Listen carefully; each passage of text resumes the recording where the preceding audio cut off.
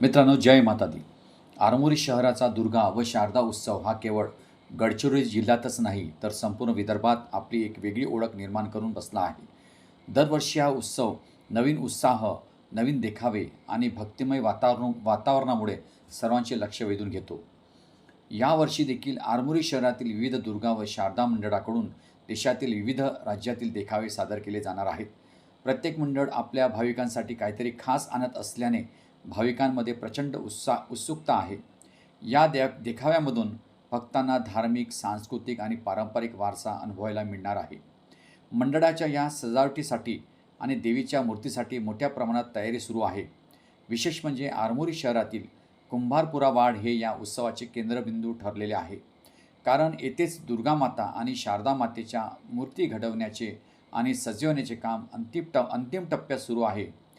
मूर्ती सजवण्याची शेवटची घाई सुरू असून कलाकार अहोरात्र मेहनत घेत आहेत. येथील वरवाडे आणि वाणीकर परिवार हे गेली 60 ते 70 वर्षे ही कला जोपासत आहेत. त्यांच्या हातून साकारलेल्या मूर्तींना जिवंतपणाचा स्पर्श लाभतो. गणेश उत्सवापासून लक्ष्मीपूजन, दुर्गामाता, शारदामाता अशा विविध देवी देवतांच्या मूर्ती घडवून ते आपले वंश परंपरा टिकवून आहेत. मूर्ती घडवण्याची ही कला केवळ त्यांचा व्यवसाय नसून त्यांच्यासाठी ही भक्ती आणि परंपरेचा वारसा आहे. वर्षभर ते ही कला साधना म्हणून जपतात आणि याच कामातून त्यांच्या कुटुंबाचा उदरनिर्वाहही चालतो. त्यामुळे उत्सवांच्या काळात त्यांचे काम केवळ आरमोरीपुरते मर्यादित राहत नाही, तर आसपासच्या गावातूनही लोक मूर्ती मागवतात.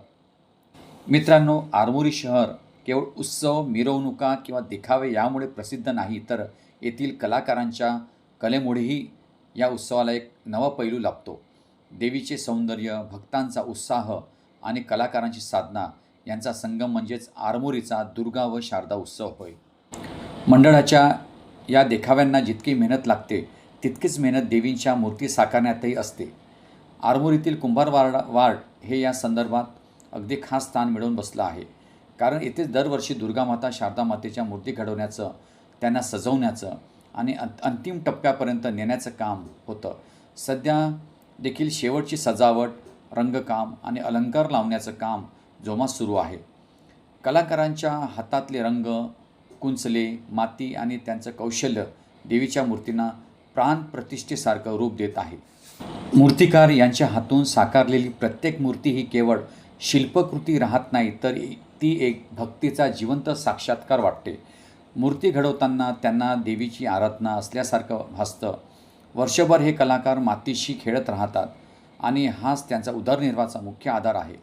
त्यामुळे त्यांच्या हातातील मूर्ती ही श्रद्धा, कष्ट आणि परंपरेचा सुंदर संगम असते. आरमोरीच्या दुर्गा व शारदा उत्सवामुळे या कलेला मोठं व्यासपीठ मिळतं. दूरदूरच्या गावामधून लोक मूर्ती आणण्यासाठी कुंभारपुरा वाड्यात येतात.